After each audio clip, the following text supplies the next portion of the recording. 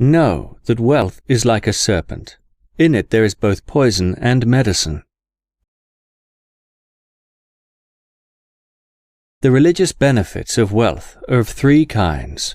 The first kind is money spent on yourself for the acts of worship, specifically the provisions necessary to allow you to focus on remembrance and meditation, such as food, clothing, and housing.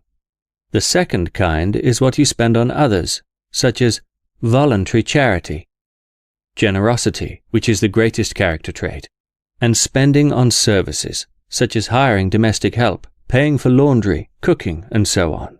In this there is a dual benefit. It frees your time for good deeds, and it enables the employee to earn financial as well as spiritual rewards from their work. The third kind is that which you spend for the public benefit, such as building infrastructure, hospitals, endowments for the poor, and so on.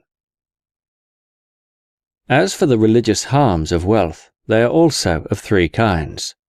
The first is the facilitation of sin and corruption, for the carnal appetites cannot be satisfied without wealth.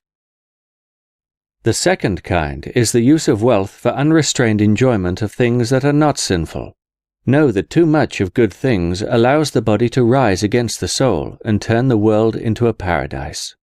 The third kind is the preoccupation with the demands of wealth, such as running a business, for this takes away from a person's remembrance of God.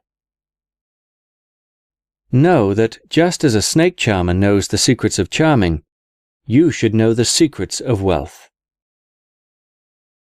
First, one must know why wealth has been created, to provide for the body. Next, be sure to examine your income, that it is earned righteously. Third, the amount of wealth should not exceed the need for it. Fourth, spend rightfully, keep expenditures low, and be content with little.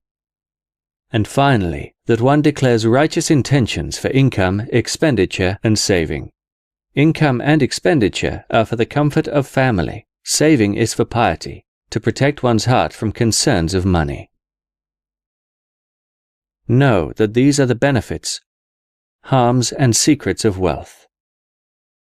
A sufficient amount is medicine, but in excess it is a poison.